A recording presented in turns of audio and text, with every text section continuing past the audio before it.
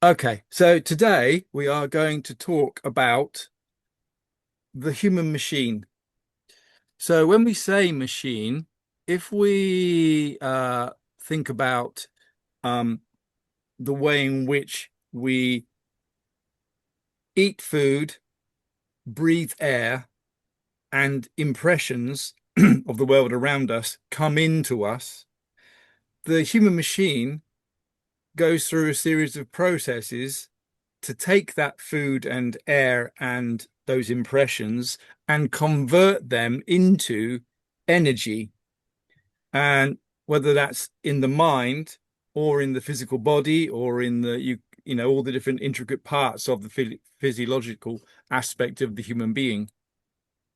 And um, we, as mechanical creatures, us as students of Gnosis attending this course, we are reaching out to God or to our innermost part or our intimate or our guru or our inner being, as we would say, to try to understand how we work as mechanical creatures, we could say, so that once we understand how our mind and physical body works, we can see how the egos we have inside us, those defects, those psychological defects, manipulate the human machine so that they can take or steal energy from the human machine.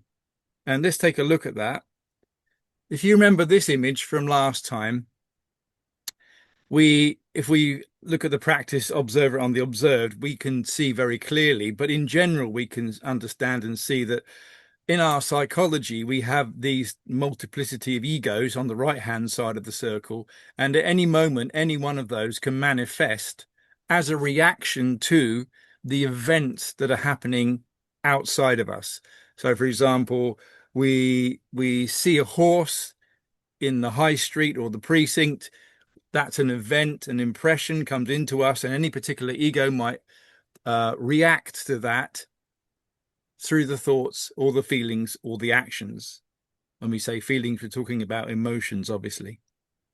And when we go through our daily life, we can observe within ourselves using our free active essence, which is on the left-hand side of the circle. We can see these egos manifesting through the thoughts and feelings and actions when we get angry, when we get jealous, when we get annoyed, whatever it is.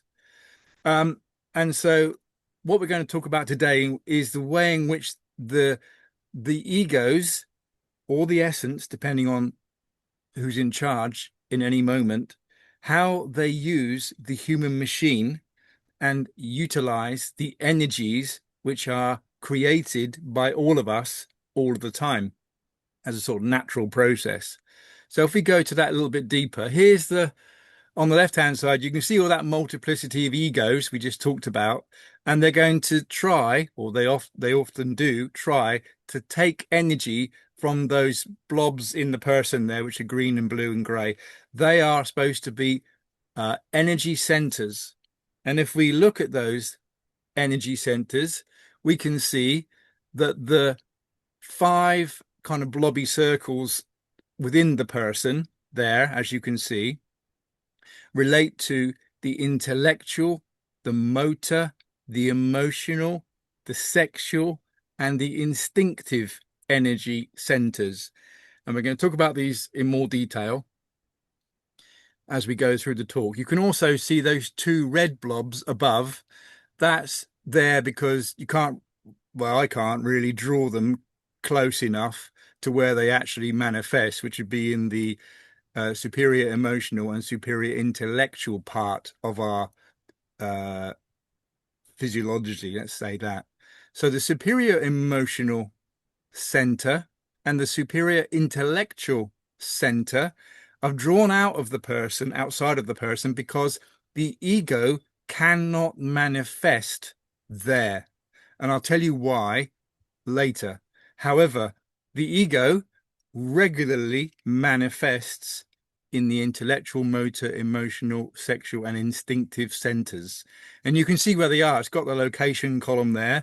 It says the intellectual is obviously in the brain, The motor center is the top of the spine, and we'll come back to this later. So that's sort of like the base of the neck and the top of the spine in that little area there. The emotional part relates to the solar plexus first, and then the heart. Kind of, again, that's quite logical. The sexual part, the gonads, and the instinctive is that instinctive center is located at the base of the spine. Now, just to be clear, we are not talking about chakras. We are not talking about, remember last week we talked about the churches. We are not talking about anything other than the energetic aspect of the way in which the human being manages energy. So we eat food, breathe air, and see or have impressions. We hear things, see things, taste things, whatever it is. And all those things get processed naturally by the human machine, okay, and distributed into these energy centers. Okay, so that's quite straightforward. And you can see there in the third column aspect, you have in the intellectual brain the thoughts, as you would guess. Yeah, no problem. The actions are distributed in three locations. That's the motor center, which is about movement when we decide to run somewhere or go up the stairs, or even if we look at a particular object somewhere, we are using the action of the motor center. And you can see there underneath that, in the motor, we have the emotional part, which is feelings. So there's the thoughts and the actions and the feelings, as we've been saying in previous weeks and previous talks, and they are all the inferior centers. Doesn't mean to say they're bad. It means that they are just located in the human physical part or the physiological part, whereas it differentiates them from the superior centers, which are the two I mentioned with the red blobs. Okay, so normally what happens is those egos, that multiplicity of egos you can see on the left, try to steal energy from any one of those five inferior centers. And when we are identified with any particular thing, whether it's what's on telly or what we've seen on our phone, or the problem with the gas bill, or whether or not we're at the library on time because they've closed the doors again, whatever it is, whatever the problem is or issue, that is being reacted to or reacted through via any particular ego or manifestation of a detail of an ego. Okay.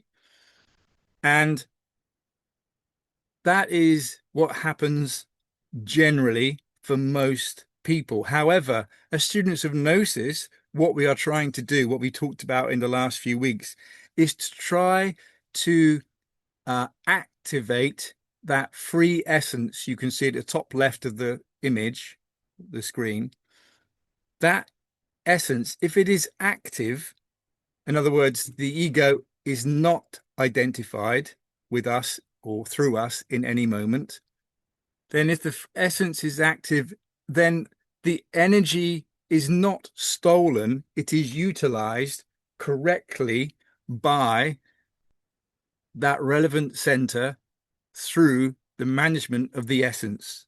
And that then gives us a balance. Rather than being out of balance, our energy centers are in balance, as you can see here on the bottom right. Okay, that is what we're aiming to achieve as students of Gnosis.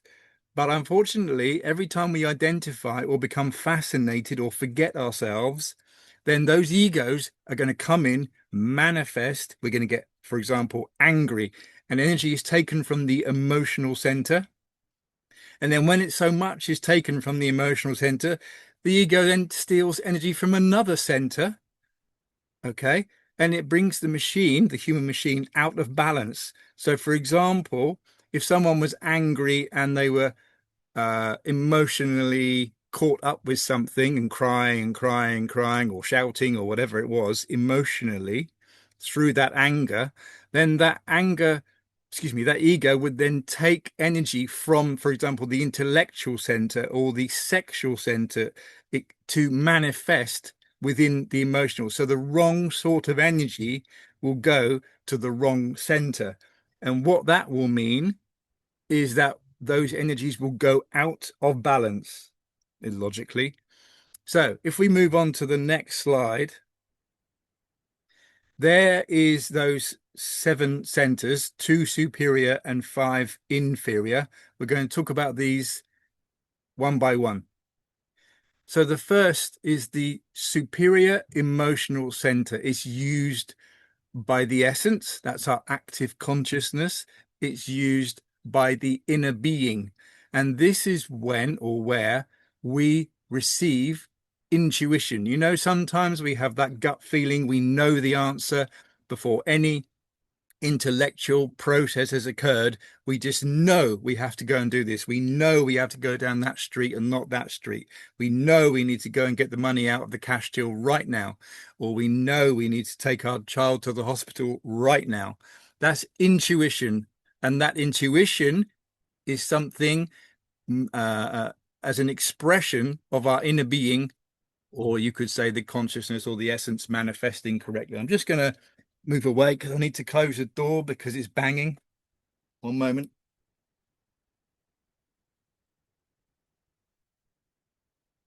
Okay, so the superior emotional center. Next, we have the superior intellectual center. And this center is used again by the essence, the consciousness, and the inner being, and brings us inspiration. So inspiration is a state of consciousness, a superior state of consciousness. When we are in awe, when we go out into the garden or into the countryside and we see the sunset, we go, wow. Or we look at the stars, wow, look at that. Or maybe we listen to some classical music, or maybe we read a poem or see some dance or any art, basically. Then we feel inspired. Or someone tells us a story which is inspiring, makes us want to do something positive for ourselves or for humanity. We have been inspired. So those two superior centers are only for the use of the essence, the consciousness, and the inner being. The ego cannot express and cannot steal energy from those centers. Okay, moving on.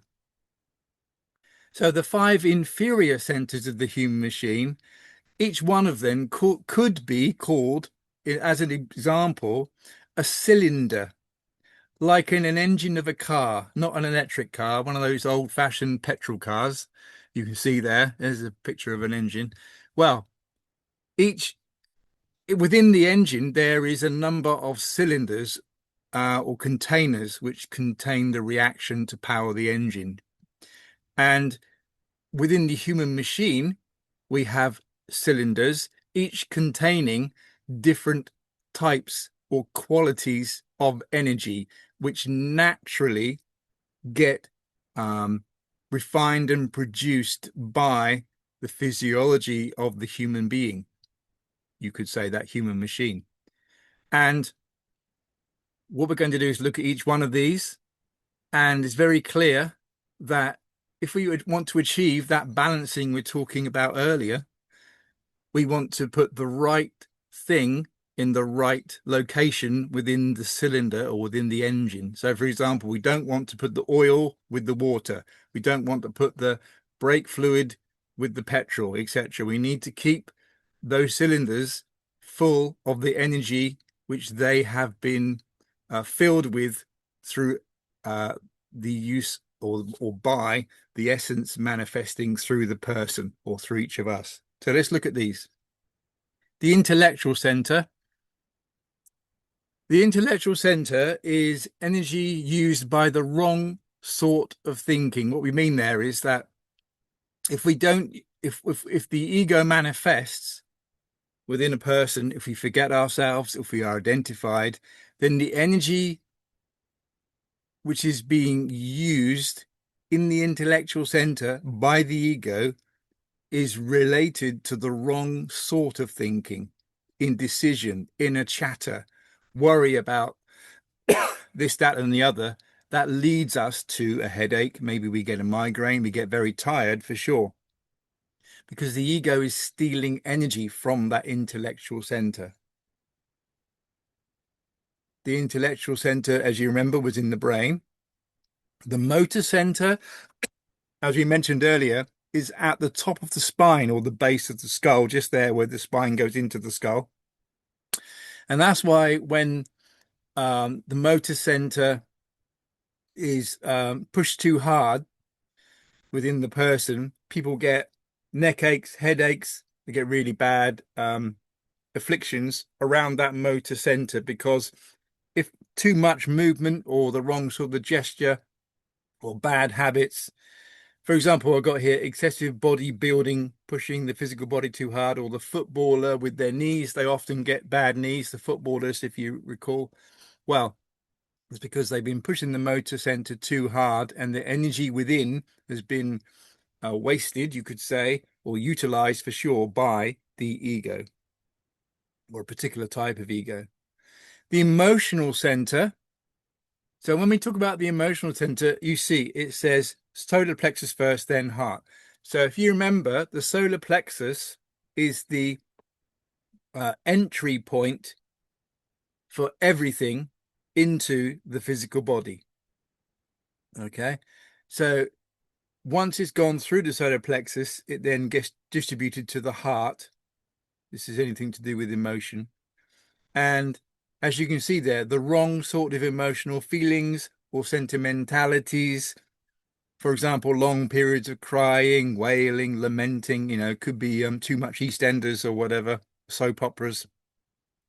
Often anything to do with self-affection lead us to heartache and tiredness. And often people who have had an ego manifesting through the emotional center feel very tired, and they often have broken hearts. Okay. Now, the instinctive center, as you can see, the one, as we said, was at the base of the spine. And if you remember, this is nothing to do with chakras, nothing to do with the coccyx per se. It's just where the energy center is located, at the base of the spine. And it relates to everything instinctive, the breathing, the blood circulation, the nerves, for example. And it gives us that intelligence called, or related to, the preservation of life. And that's why in esoteric circles it's sometimes known as the wise center. However, problems come when people become identified. And in this case, as you can see, is when someone is reminiscing. So if they reminisced about the time they went to the haunted house, even though the haunted house was 3 or 4 years ago, they can relive that whole moment. And the instinctive center makes all the hairs, the goosebumps come up, the hairs on the arms, all over, come up because of the frightened part, the aspect there, which is to do with fright. In other words, an ego, which is relating to the reminiscing, is utilizing energy from the instinctive center to manifest. That's just an example, but it's a real thing. It's part of our human machine. And finally, the sexual center.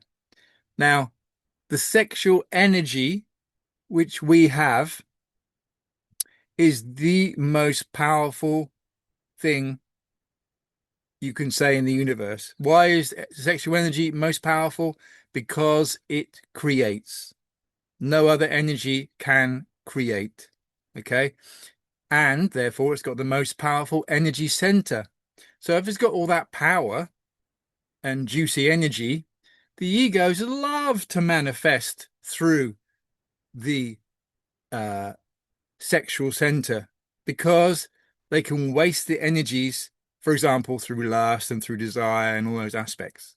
But also don't forget that an ego of anger may begin in the emotional center, and then that same ego can steal sexual energy from the sexual center, put the whole human machine out of balance, and create a right, you could say, uh, unmanaged situation within the person. You can see on that second sentence in that one to do with sexual energy, it talks about we can create or transmute these energies. So to transmute is something different to transform. So the human machine transforms food, air, and impressions into all these different centers, including the sexual center. That is a natural process. But as students of Gnosis, we want to utilize that energy in a different way. And we want to transmute that energy. In other words, in a very sort of straightforward way, we can say it's turning it from one thing into a completely different other thing. So transformation, for example, is when we have just water, liquid water, and if you boil the water, it turns to steam. It's the same water in a different state. That is transformation. Here, we're just referred to there, transmutation, where we're going to turn something into something completely different. And this relates very much to the alchemy.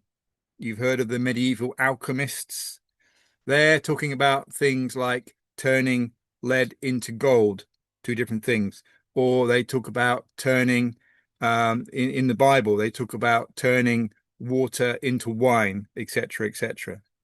So, transmutation as a topic we will cover much later in the course, but it's there for you to understand or appreciate now that transmutation is a process where we change the energy we have in the sexual center into something more, you could say, more fine, more refined energy so that we can use it in our inner work. That is all related to the alchemy, and we'll be talking about that later in the course. All right, so I'm going to press the next button. So, how do we balance the human machine to make sure that the egos cannot manifest and do not manifest so that those energies remain in a balanced way? Well, you remember this slide from a few weeks ago. If we're able to apply these practices, self-remembrance, ask ourselves genuinely, where am I? What am I doing? What's going on, basically? And using these tools such as the key soul. You remember this particular practice. Again, asking ourselves, the essence, the free essence within our psychology is asking these questions. Who am I? What am I doing in this moment? Where am I? Subject, who am I? So in that moment, what are my thoughts, my feelings, my actions, my habits, my behaviors? And then object, what am I doing? What is coming into my mind, my brain, through the five senses? What am I doing? What can I taste? What can I smell right here and now? And then finally, location, where am I? Yeah, I'm in a room. Yeah, I'm sat on the chair. But where am I? I want to be inside. I want to be in the moment. I want to be inside my physical body, looking out my eyes like they're windows. I want to be ubicated. Remember that phrase? That's what we need to achieve. And if we are able to do these things, we will be able to keep the human machine in balance, and those egos will not be able to feed from the energies of the inferior centers we talked on just now. Finally, this practice, which I hope by now, all of you have started to remember and started to practice, we need to observe ourselves. It's not just about the movements of our body, it's the vigilance of oneself in a serene study of all our intimate psychological processes, our emotions, thoughts, passions, words, reactions, etc., etc. So, this is more or less the summary of this particular topic. Okay. However, we need to just look at a couple more things. You remember this from last week? So this was the quite a complicated picture which we we put on the WhatsApp group, and soon it will be available as it was in the lecture last week, um, on the website. The recording will be uploaded very soon. It's all ready to go. And you remember that in terms of the chakra, which are in the red letters here on the picture, there is mantra, which we can pronounce.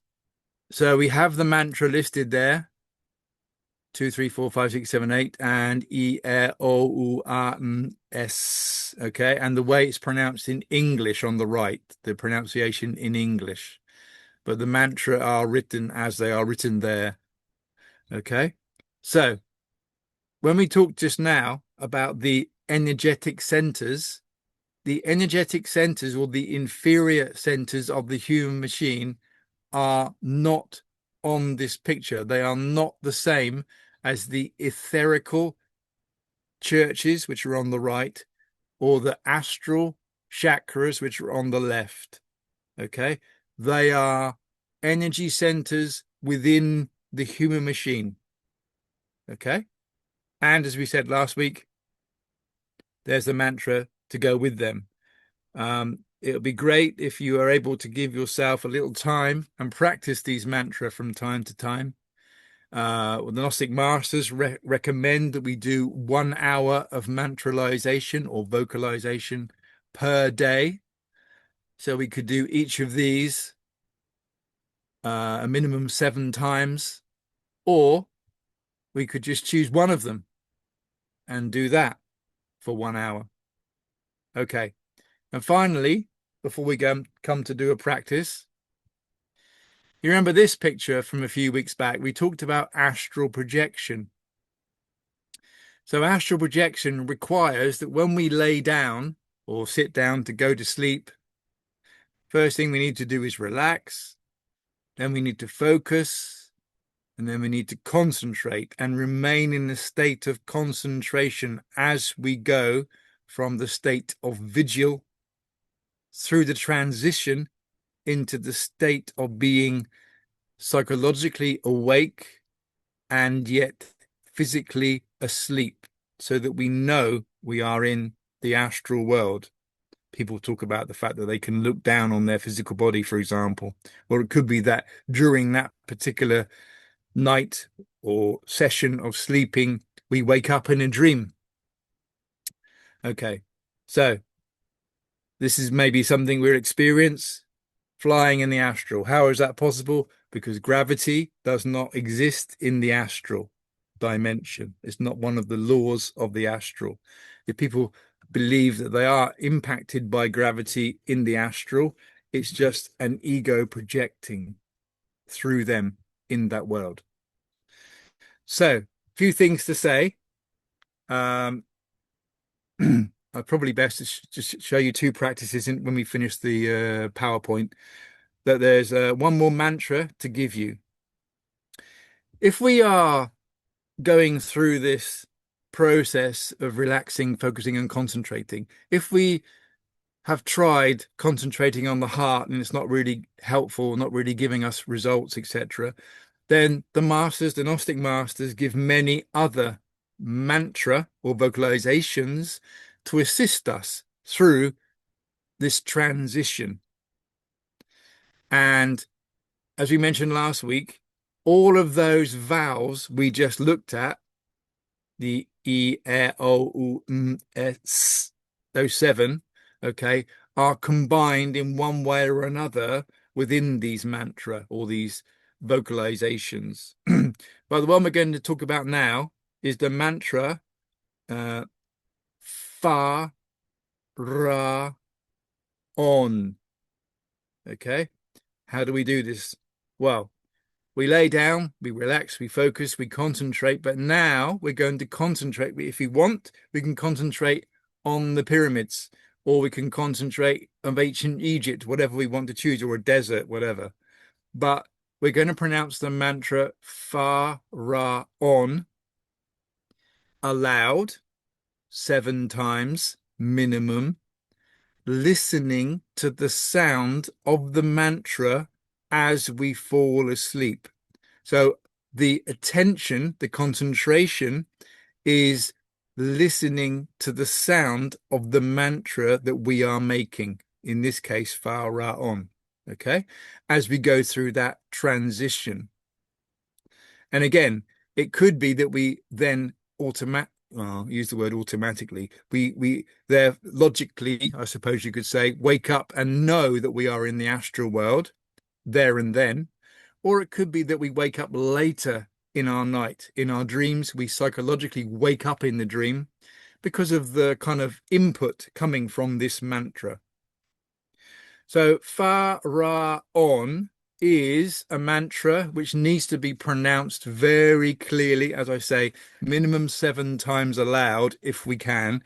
You can do it internally if you can't make lots of noise and wake up other people.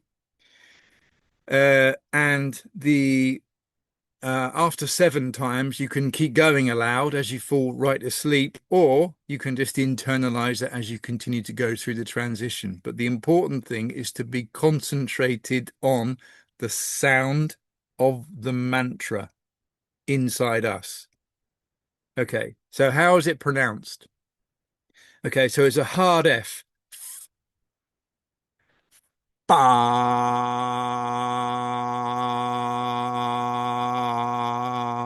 Okay. And then the R is trilled. If you can trill your R like that,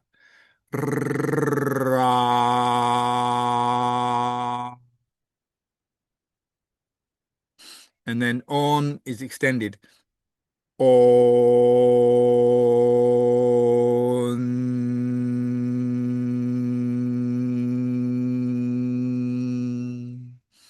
So you can say it all in one breath, or you can break it down into 3 different breaths. Okay. See what the experiment, see what gives you the best result. But it goes like this. Ba.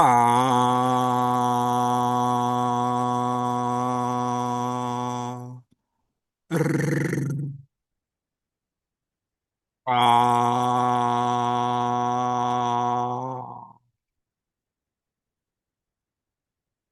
On.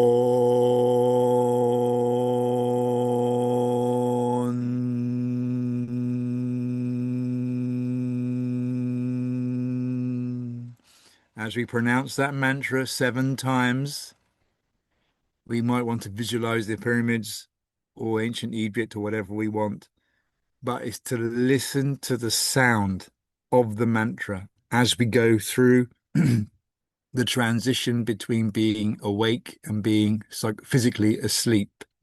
Okay, that's a booster, a really big booster to help us through the the practice of astral projection. And it is something which has come from ancient Egypt, because as you can probably see there, it's very close to the word pharaoh. And in fact, in some languages, excuse me, in some languages, it does mean pharaoh, even now. Excuse me. But in English, it doesn't work like that. But there you go. Okay, so hopefully that was all good. I'm now going to, I think it's the end of the, yeah, thank you. I'm going to stop sharing.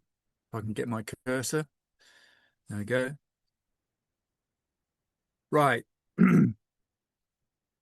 I'd like to just share with you 2 other practices before we do a practice ourselves together.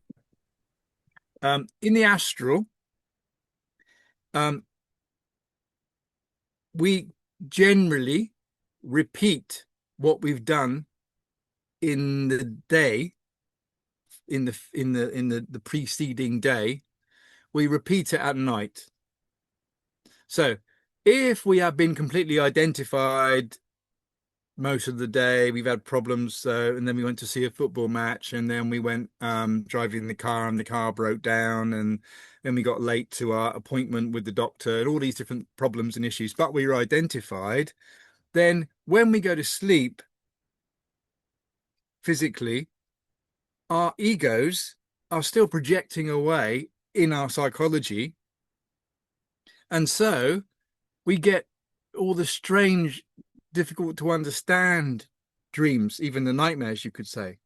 So we might get the feeling of falling, or the strange purple dog, or whatever it is, or the arguments, or the really tumbled up dreams just don't make any sense but go on forever. All those aspects continue in the dream world because the ego has been operating, use that word, all day. But if we are conscious during the day and applying those practices we talked about earlier, the self-remembrance, the key soul, observer and observed, the essence has been in control during the day. So that means when we go to sleep physically, psychologically, the essence is going to be more likely to be active, positively active. And we're going to start to notice that we're in dreams. We're going to say, this can't be right. Why is there a purple dog over there? You don't see purple dogs very often. Or we might say, see a five-legged elephant, or whatever it is, something which makes us think, hold on a minute, because the essence is trying to wake up in that moment because something unusual has occurred. So there's two practices to go with this whole issue. First is when we are in the astral world, in the dream world, our astral body, use that terminology, okay? Our astral body is there, but it has different properties to our physical body because it's in a different dimension, operates in a different dimension, obviously. And one of the things we can do, our physical body, excuse me, our astral body is actually quite stretchy. So if we're in the astral world and we see something unusual and we think, am I dreaming this? Is it real? Then we can just take our finger and pull the finger with the anticipation that it's going to stretch. Okay. Even a little bit, like an inch or so. And if we do that in the dream world, the essence is doing the practice because the ego is not there. It's not operating. Excuse me. The ego is there, but it's not operating through us. The essence is trying to wake up. So in the dream, we pull our finger and it stretches, and we know, therefore, that we are in the astral world. We are dreaming. We know we are in the dream world because how often can we pull our finger and it stretches? Only in the astral world. Another practice to go with that is round the other way. Because we repeat in the everything we do in the day during the night when we sleep, if we in the daytime build something into our daily life which makes us check where we are in a very physical way, a strong way, use that term, then when we go to the astral world, when we're asleep physically, we could do the same test or verification again, and we get different results. So the example is that when we're walking down the high street or walking wherever we are, doesn't matter. Just the master recommends that we take just a little jump, just a little, as we're walking, just a little jump, okay? Just to see, with the intention to ask ourselves, am I floating? Can I float? Okay. And if we repeat that in the astral, and we're walking along and we jump and we float, we know we're in the astral. So it's like a verification and an excuse me, an awakening to the fact that we are in the astral world. Okay. So those two practices seem very simple. We got to have the right attitude in doing them. It's not to sort of jump around willy-nilly, or not to sort of pull our fingers crazy. It's we've got to have the right intention The consciousness needs to be active so that when we do repeat these things in the astral, we become aware that we're in the astral world. We wake up in that astral world.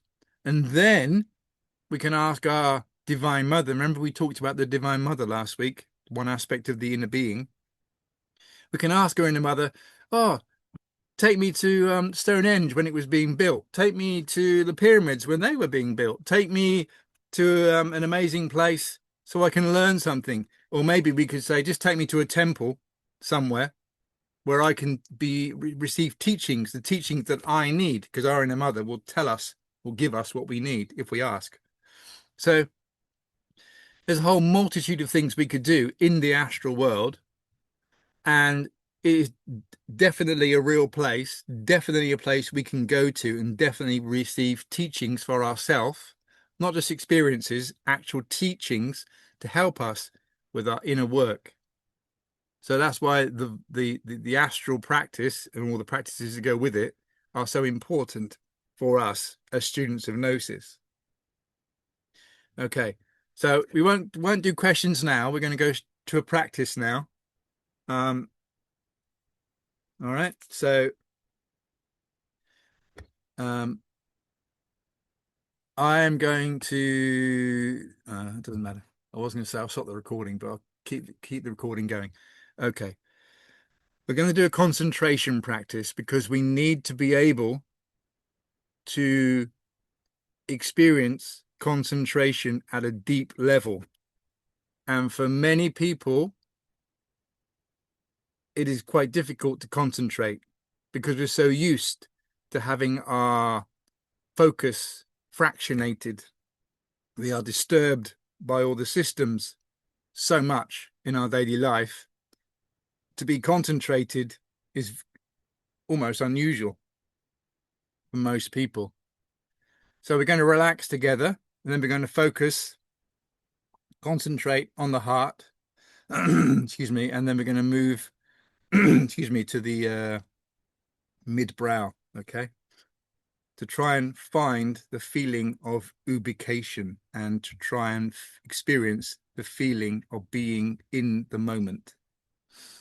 So if you find a comfortable position where you can stay for about 10 minutes or so without moving, and the consciousness, the essence, are going to do this practice. The egos go, for the moment, we don't want to know about the egos. No worries, no issues, no problems, no cooking, no missing the bus, nothing. All those issues, forget them. Just focus on the practice.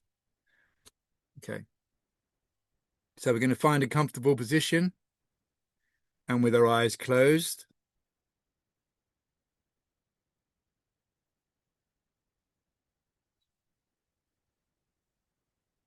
feel the shape of the physical body.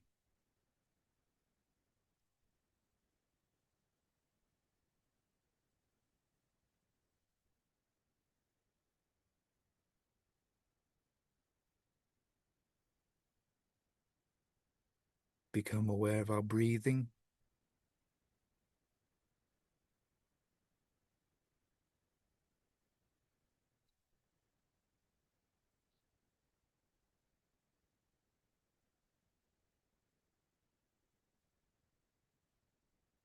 So we're going to modify our breathing. We're going to breathe in through the nose, out through the mouth, deeply and profoundly.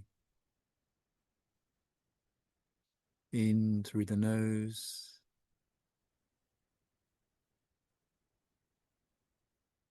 out through the mouth.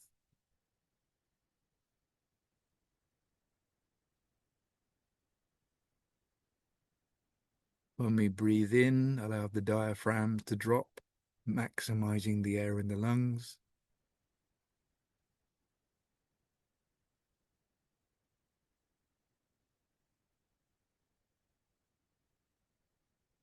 When we exhale, do so in a controlled way.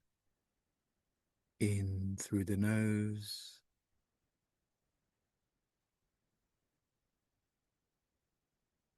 out through the mouth.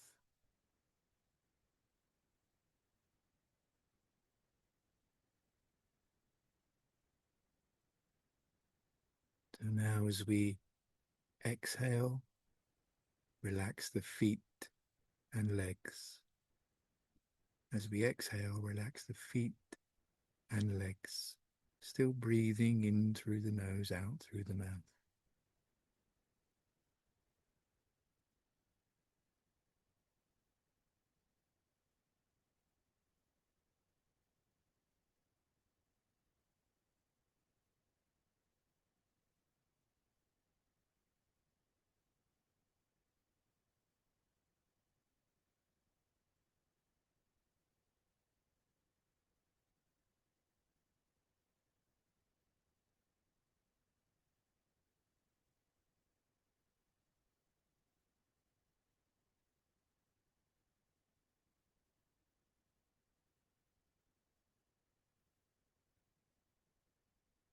Now as we exhale, relax the abdomen and the chest.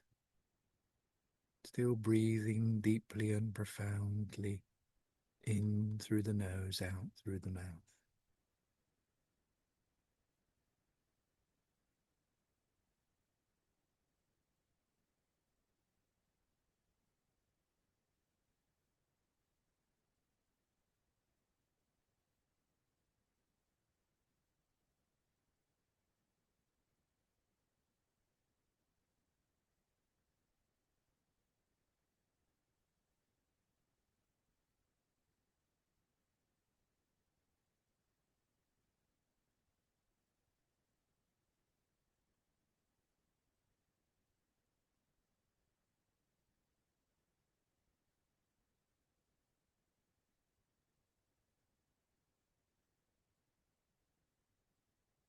Now as we exhale, relax the back and shoulders.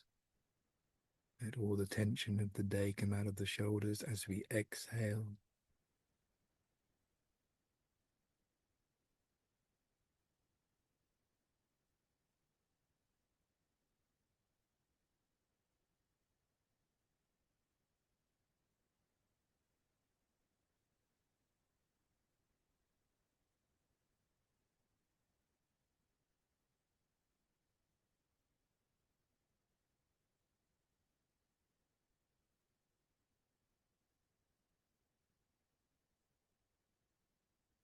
Still breathing deeply and profoundly. As we exhale, relax the hands and arms.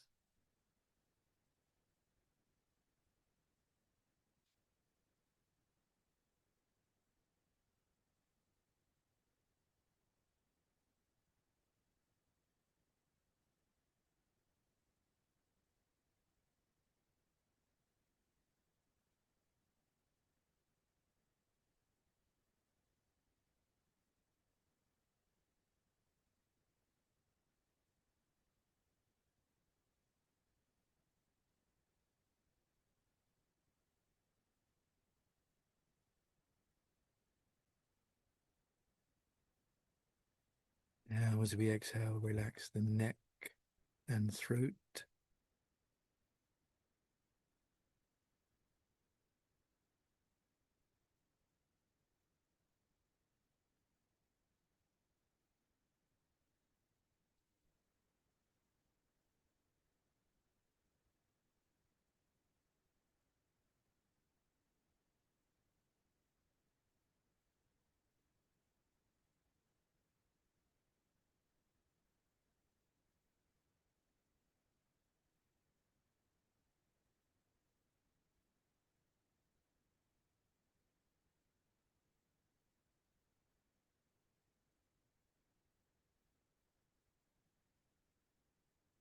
Now as we exhale, relax the head, face, especially the eyes.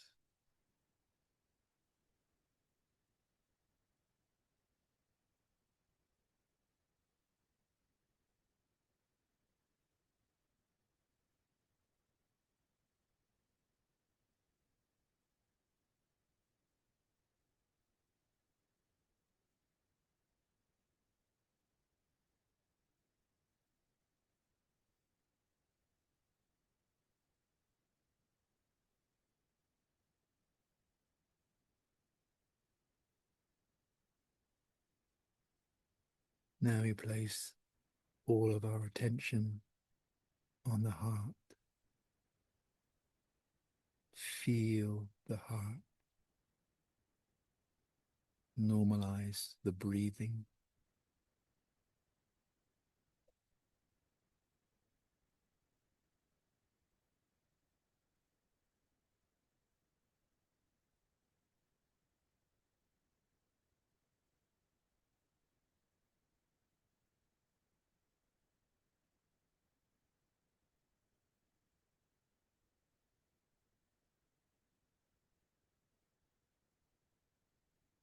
Using our conscious imagination, visualize our Divine Mother in the heart, and we ask her for a powerful help with the practice we're going to do.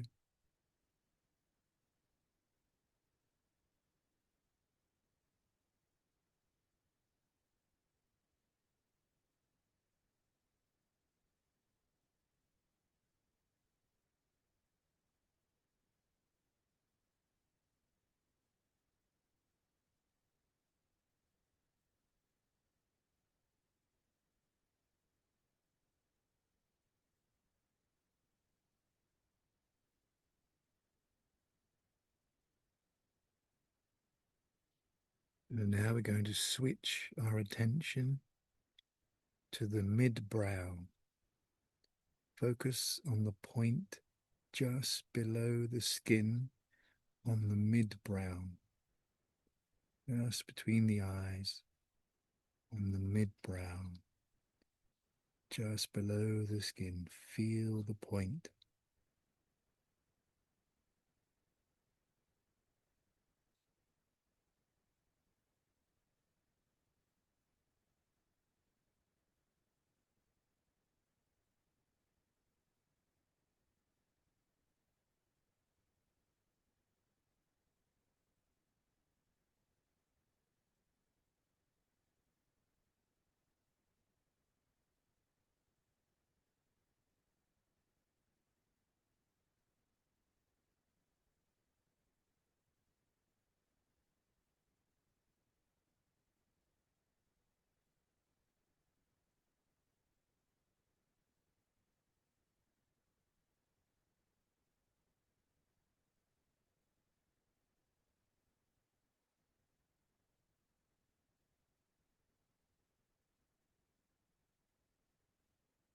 Now we transfer our attention to the tip of our nose, right on the end of the nose, all of our attention there. Feel that point.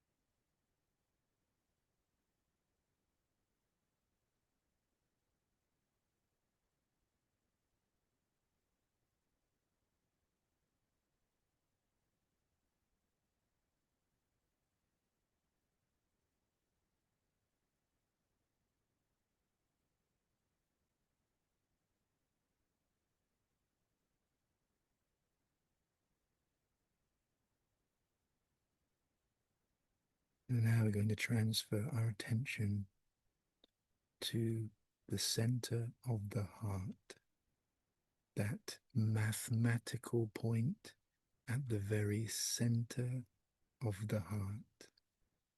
Feel that point.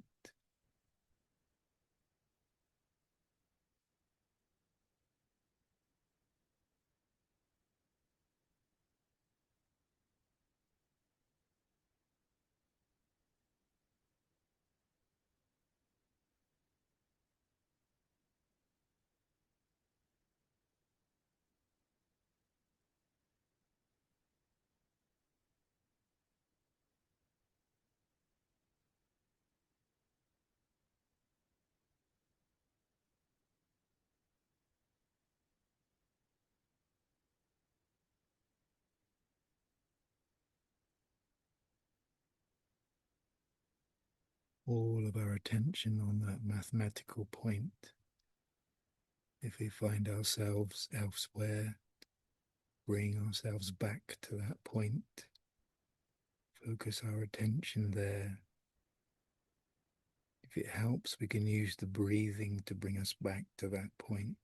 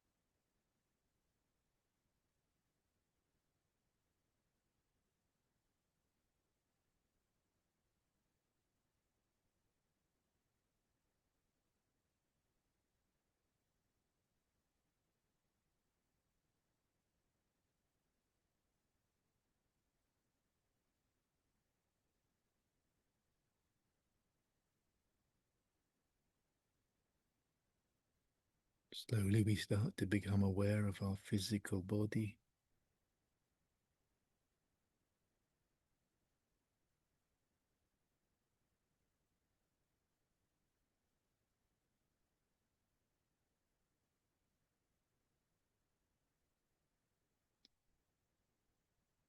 We thank our Divine Mother, Diva Kundalini, for the help she's given us with the practice.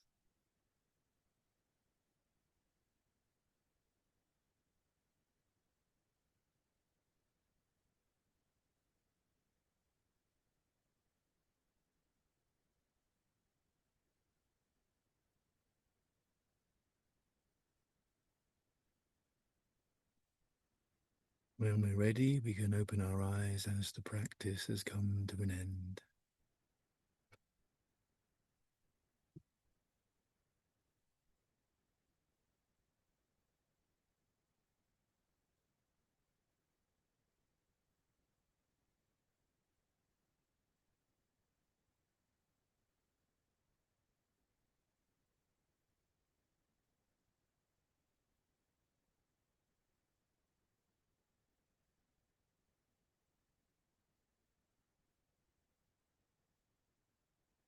Okay, does anybody have any questions or points or comments they'd like to make about the talk this week or the practice?